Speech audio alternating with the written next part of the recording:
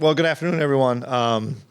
Obviously disappointed in the loss on Saturday night. Thought we had ample opportunities, really good start in the second quarter that kind of got us through the first half, and I thought some guys really stepped up and played when we had some guys injured. I thought Will Howard was extremely good, extremely confident and poised when he came in, ripped some balls, ran the ball well, led the offense, did some really good things. Another guy that jumps out at me is Nick Allen. Daniel Green went out, and Nick came in and I thought played a terrific game. All that being said, in the second half we didn't capitalize on opportunities. We made some mistakes on defense with some alignments, missed some tackles, gave up a long third down with a screen pass that we can't have happen, but it did, and they capitalized on that and got a touchdown and gave up an explosive play, the one that Julius got hurt on.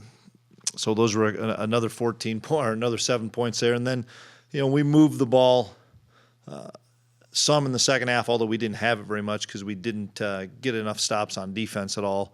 We just we'd get into scoring range and didn't capitalize. Missed a one field goal that Will went down on that play, and I thought about going for it on fourth down, but didn't want to put Rubes in that spot with Will went down. Probably wish I would have at that time now, but I didn't. And then, Will just misfires on a ball to Cade, or it's 38-35, and maybe we have a chance after that, but we didn't make that play, and then missed that kick, and then it was a 10-point game, and not much time was left. So proud as heck of the guys' effort and resolve. They know that they missed opportunities and had an opportunity to win that game over a really good TCU team. I think they're a complete team on all three phases, and all that being said, I still thought we had an opportunity. We just didn't close it out, and so we got to go back to work this week. And we got a lot of guys beat up that I don't probably have a lot of information for you just after a Monday practice, but we'll see who's available. But in hindsight, or in retrospect, we've got to move forward with the guys that we know are going to practice, and those guys got to be ready to play.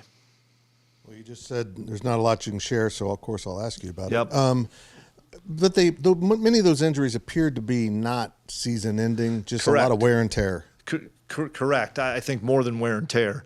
But I don't think we lost anybody for the season. In fact, I'm positive we didn't lose anybody for the season. But there's a handful of guys that left the game early enough that I don't know if they'll be ready for this game or not.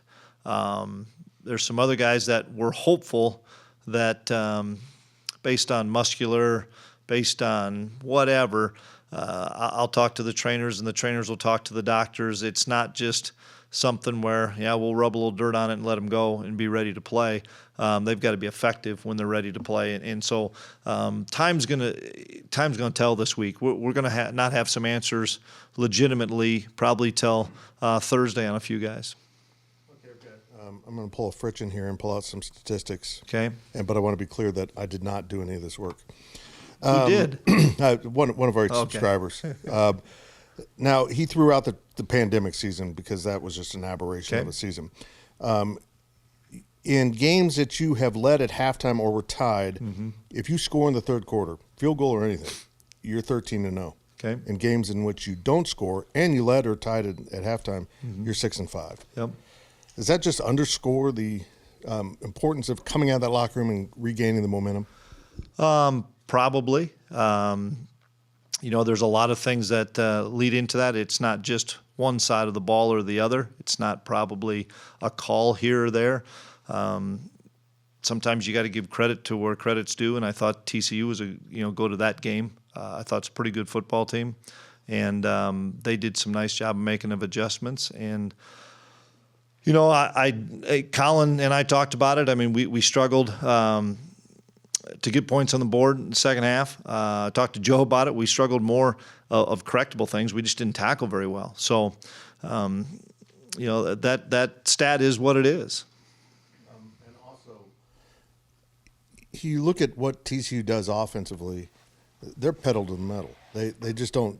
What they did in the first quarter and the fourth quarter didn't seem to really change. Is that kind of what you need to do in this conference with these offenses that can score so quickly to come back on you? To do what? I'm sorry. Just keep trying to score and don't try to manage the clock too early. Yeah, and I don't think we tried to manage the clock too early by any means.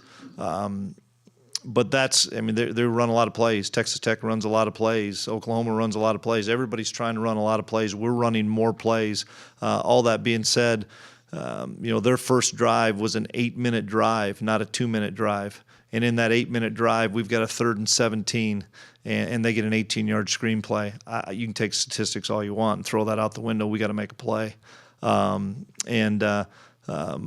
run the wrong route, or we've got a kid wide open going into the north end, and we run the wrong route, or it'd be a touchdown. So little plays, but we got to make those plays. That's the bottom line. It just comes down to however fast you are on offense, whatever you do on defense. Jacob Parrish has a pick. Foot's barely out of bounds. That takes points off the board. I thought Sincere made a really good play on a break on a ball it's a 50-50 ball. Their kid really knocked it away from Sincere. It just comes down to little things, little plays here and there, and at times we're making them and at times we're not. So specifically on Adrian, would he be trending as one of those game time decisions this week? Yeah. He didn't do anything yesterday. I don't know if he'll be available. I don't.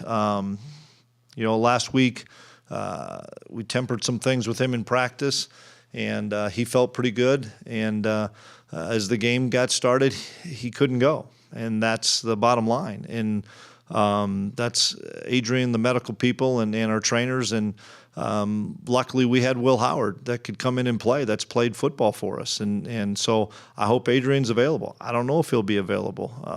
And there's other kids like that. And so, we tried to manage our way through Deuce Vaughn being banged up, and he carried the ball not as many times as he typically does. We hope Deuce is healthier this week. We'll see.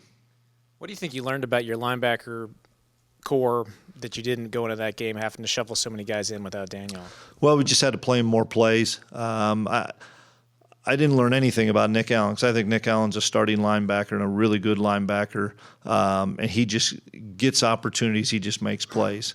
I think Austin Moore's playing as good as any linebacker that we've had here. So when Deuce went down, other than the depth, we didn't miss anything as far as Nick can make plays, and Deuce knows that as well.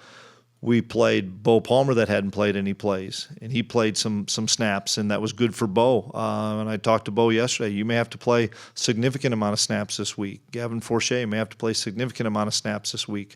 We know Des Purnell is going to have to play significant amount of snaps this week with Khalid missing the first half. But at least we know all these things on Monday, and we're able to practice those guys Monday through Thursday, as opposed to a guy gets hurt in the first quarter, a guy gets hurt in the first half, and now those guys are thrust into it. Although they've practiced, you guys are well aware that the ones get more reps than the twos. Now those twos are going to get more reps this week, and the threes become the twos. And Kansas State's not the only team that's beat up. That I know for a fact. And so nobody's going to feel sorry for you. It's the next man up mentality, and whoever is out there, we have confidence as a staff, we have confidence as a football team that they're going to allow us and give us an opportunity to be successful. Will Howard, do you have a clarity on him? Is he looking like he'll go? Yeah, he will be able to play. Yeah, Will got banged up, as we know, and he came back into the game. So his was something that the trainers were able to address, and if Adrian doesn't go, then Will play.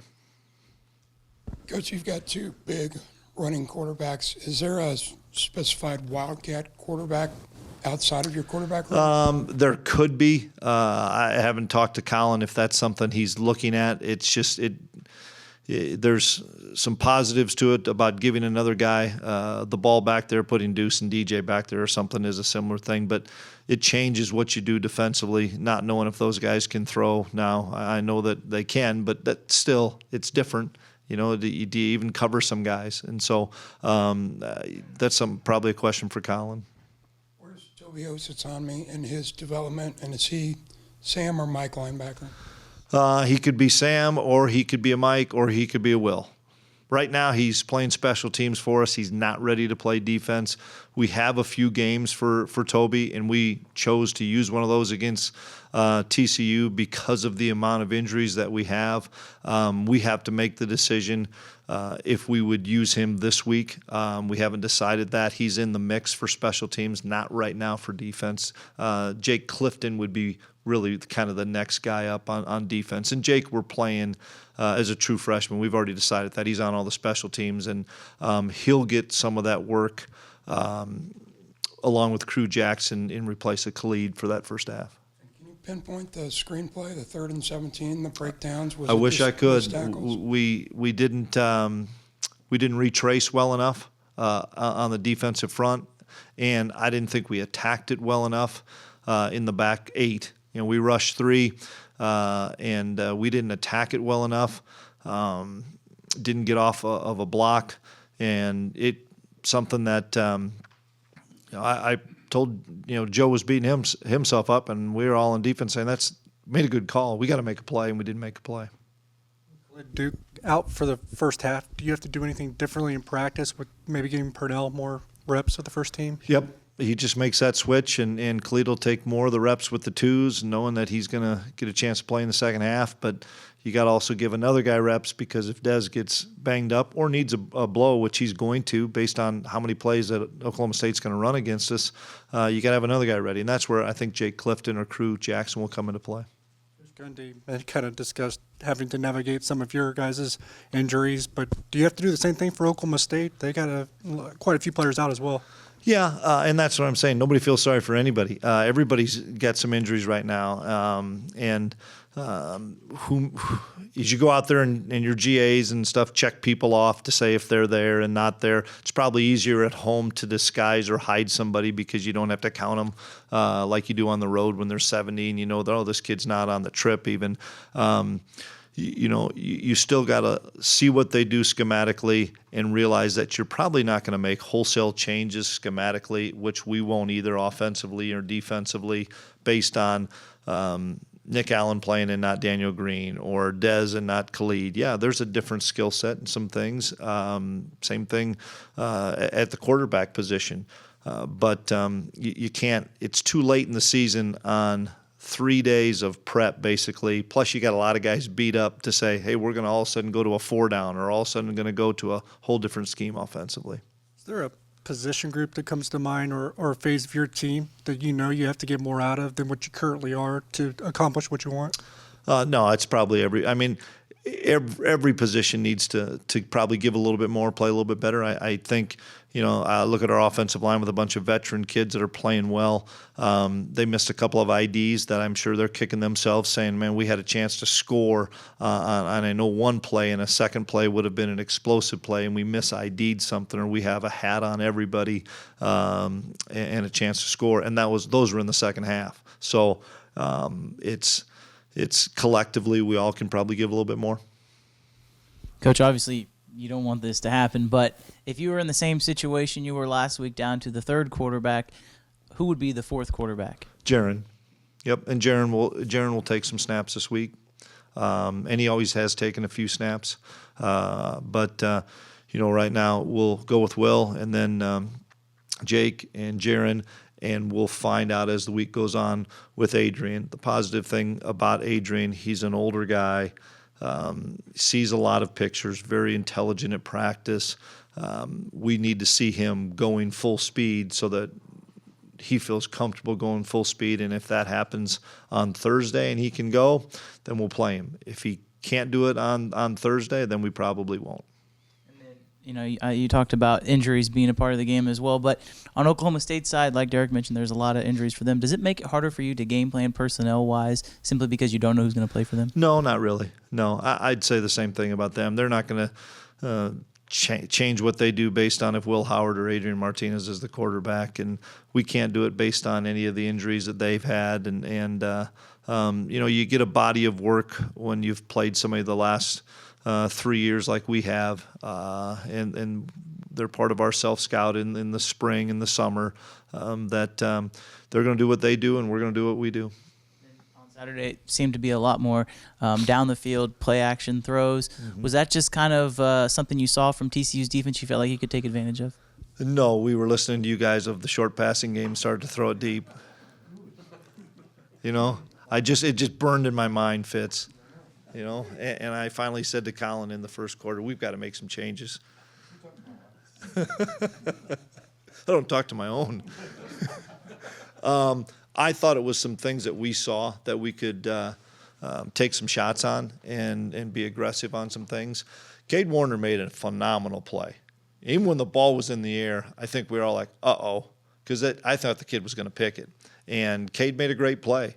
I think it was the play before or 2 plays before. I thought Will ripped the ball into Phillip between two defenders. And on Malik's play that was almost a touchdown, I thought Will ripped it between over a linebacker, between a safety and a corner. It was fun. It was fun to see Will having that kind of confidence. And I thought DJ Giddens made as good a catch as I've seen as a running back. And I thought Will threw it in a spot that only DJ could catch it. So those are confidence-boosting things, not only for Will, but I think for the entire offense, that, you know, we can stretch the field because we have some guys that can go get the football.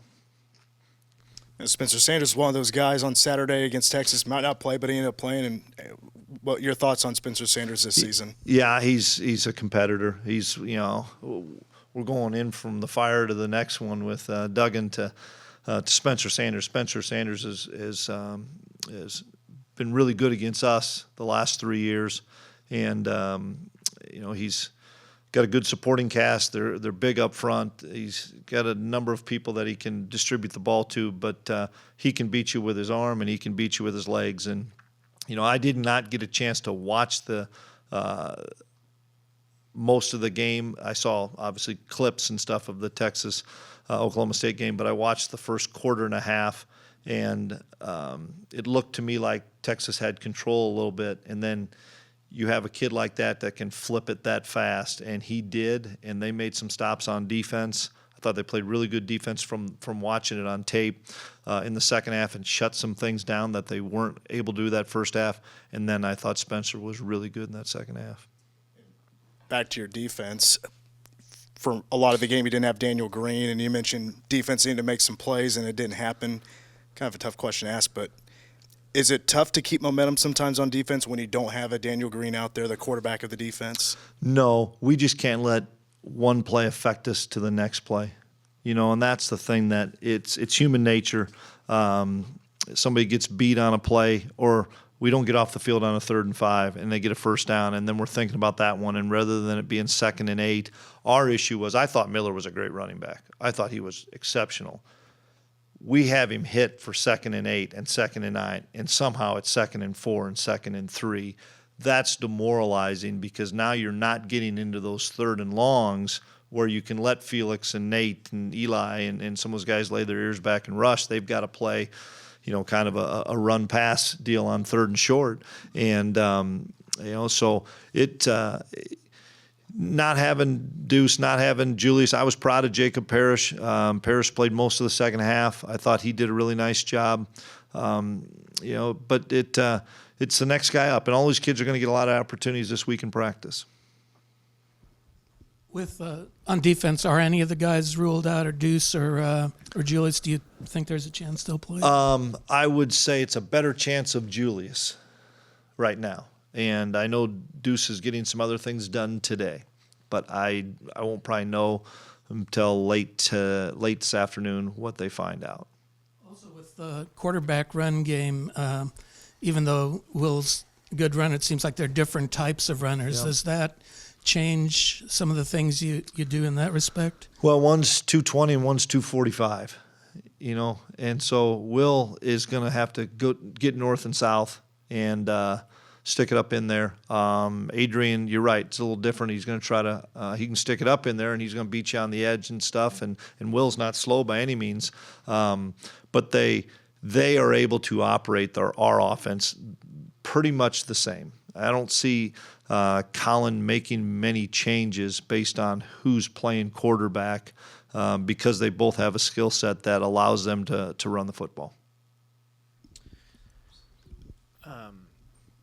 I I totally just lost my That's- train of thought there. It's probably about deep passes. Okay, no, I got it. I'm sorry. Special teams. First couple games, you had some big plays there. Haven't had them necessarily in the last few. What's it going to take to get that back going? Yeah, I thought we had a really good kick return on Saturday that almost busted. Probably should have busted for a touchdown. We had a guy clean on a punt, and we missed the block, or we would have blocked a punt. So to kind of the same thing we were talking about, we have a couple of opportunities where it's there, and we didn't finish the play. And so we've got to keep doing what we're doing because I like the schemes we're drawing up. But we just didn't make a couple of plays that in the past probably we would have made. And so some of that is young guys, and they're learning, and we have to play those young guys. They're going to be better for it. But we're going to keep believing that we have two good returners in Malik and Phil and try to get them the football. And as you guys have seen, punting is just way different nowadays. I mean, there's so many rugby styles. There's so many different formations. The ball's going to hang up there. This one was a windy game, so it was a tough one into the wind to be able to get a chance to return a punt. But without question, that's a phase that we've been probably even with the last couple of weeks that we need to be having as an advantage. What has your message been to Chris Tennant lately? Is it still the golf analogies? You're going to try something different? That's a good question. Chris is busting his tail. He missed one probably that I think he should have made. The other one I think was a 50-50 one that I could have probably bailed him out and went for it on 4th and 2. But I didn't, and he would have said, "Coach, I can make that kick anyway." And Chris has talked about this. We've had a conversation with him. We're going to evaluate this week. Ty may kick one, a PAT or a field goal to get us going. Might see a freshman out there in Leighton Simmering. He might kick one. Not that we're truly opening the competition, but we're going to have some competition out there this week, and I think that'll fuel Chris. I know that Ty's excited because he loves to be out there, and I think Leighton even has a chance. So we're going to kick another day this week when we typically would, and see how it plays out. And Chris is fine with that. I mean, Chris knows that he's got to perform, and I've got the utmost confidence in Chris, but we've got to make sure and continue to have competition. You've already touched on this in the past in some ways or another, but how rare is it to have, especially in the transfer portal area, to have a guy like Will Howard on your team? Well, it's huge because of the opportunity Will had as a true freshman here, and a lot of things went awry in that pandemic year, but he grew a ton from that year. And then he was going to sit that year, then sit this year, or sit last year, and then Sky got hurt, and we had to play him, and he's a team guy. And then this year we kind of made it a competition, but if he didn't win the competition, we were going to do everything we could to preserve his year for him, hopefully at Kansas State. I think that's his plan, and that's our plan, is he stays at Kansas State. I don't go up to Will Howard and say, "I hope you're not transferring today," because Will Howard's not that guy. Will Howard loves K-State, and I think everybody that had any doubts about Will Howard or doubted Will Howard either was like, "Ooh, maybe I was wrong about that kid," but I know this. I smiled ear to ear for him because he's dealt with a lot of ridicule for a couple of years, and he just goes to work. On Friday, great example, he has no idea if he's going to play a snap at all. And on Friday, we're doing all of our meetings and stuff. He's out on our game field with a net, throwing and throwing and throwing and working his own craft. Not because he figured Adrian was going to play 3 plays, but just because he wants to continue to improve and continue to get better and continue to push it so that when his opportunity comes, whether it was last week, this week, or whenever it is, he would be ready. That's the sign of a winner. That's the sign of a competitor. That's the sign of the culture that we want here, that you have a kid that says, if I'm not the guy, I'm going to prepare like I am. And when that opportunity comes, I'm not missing it. I'm not missing it. And to watch him play last week, I was so excited for him, and every one of our guys on the team were excited for him. And so he's going to play this week. To whatever everybody's asked so far, Adrian's not out for the year. And so we still feel like we have 3 left with Will. That's why we didn't play him in South Dakota and Missouri to end the game and stuff, so that we could be strategic about when he would play. He may not play this week. Adrian may be fine to play. I don't have any idea. But if he's not, Will's going to play. And then we still have 2 more games. Can you just kind of explain what your philosophy is during the week of practice with guys who are injured? Do they have to practice at any point in the week to be able to play on Saturday? Or? No, or we wouldn't have a lot of guys playing on Saturday. And it's difficult because part of it is, how long have you been in the program? What do you know about the defense? Daniel Green's missed some time in practice this year, but Daniel Green's played so much football. Felix has missed some time. He knows he's played so much football.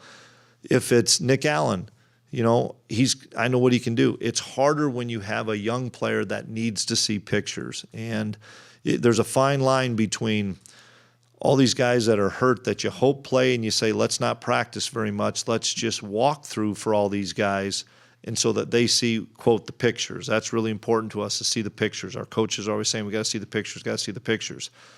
But to a younger player, to see the picture but not see it full speed probably isn't helping them that much. So this is a prime week for us to say, Cooper Beebe's going to practice anyway. And Cooper would say, we'll go as long as you need me to go, Coach. And Gilly and Hadley and KT and Duff, all those guys are healthy, and they're going to practice.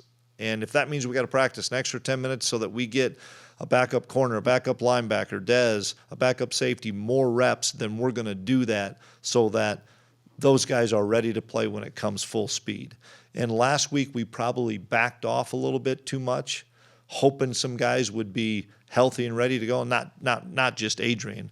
A lot of guys that were still nicked up from the Iowa State game, and it probably set back some of the guys that all of a sudden were thrust into that role. So this week we'll walk through much shorter period of time. Those guys can learn off the film, but we're practicing these guys that probably are going to play. Can you describe what the process of getting ready to play is for an injured player who doesn't have much to do in practice other than the walkthroughs like you mentioned? Yeah, they're in with Mindy and her crew all day long. They start at 7 in the morning with treatments, somehow go to class, come back, get a weight room session in, and that's typically probably modified with True, back in with Mindy and her crew, go grab a bite to eat, come back, do more treatment, meet with the coaches, and then during practice, we have them seeing the pictures, but there's certain times where I know they're not going to be needed, and they'll go with True if they can ride a bike, if they can do something else to try to keep their cardio going, and then the process starts again after practice with more treatment. And it sucks to be injured. I'm just telling you, guys who think, this, it's a grind on those guys, a grind as much mentally as it is physically because of the amount of time that they have to spend. And is that required? It's required because they want to play. So it's a long week for them, long day for them. You guys obviously still control your own destiny, Coach. Is that something that you have to grind into the players this week? They know it for sure. We've talked about it. We talked about it yesterday. Everything is still in front of us, but it's all about our preparation, and this is the next opportunity. Now we got 5 one-week seasons left, and we've got a really good Oklahoma State team coming in here to play, and we haven't been at home for a while, so it's going to be kind of fun to be back out at the Bill. But they're well aware of all the circumstances. One other thing, Coach Gundy in his news conference really had some nice things to say about the college atmosphere here at Kansas State. What kind of home field advantage is that for you guys? It's a great home field advantage, with our band, with our student section, with our community, and the fact that it's going to be sold out again for our players. That I'm excited for our guys to be. It's been since October 1st since we've been back here. That's a long time, and the fact that we've played 3 of our first conference games on the road and we're 3-1. You know what? We're doing okay. If we come to work this week and have a great week and lay it on the line. We'll see what happens, but I'm not disappointed in our guys at all. I mean, we're 5-2 and 3-1 in the league, and you guys know how tough this league is. And we've gotten 2 big road wins. We had a chance to get one and didn't get it done, and now we get to come back home.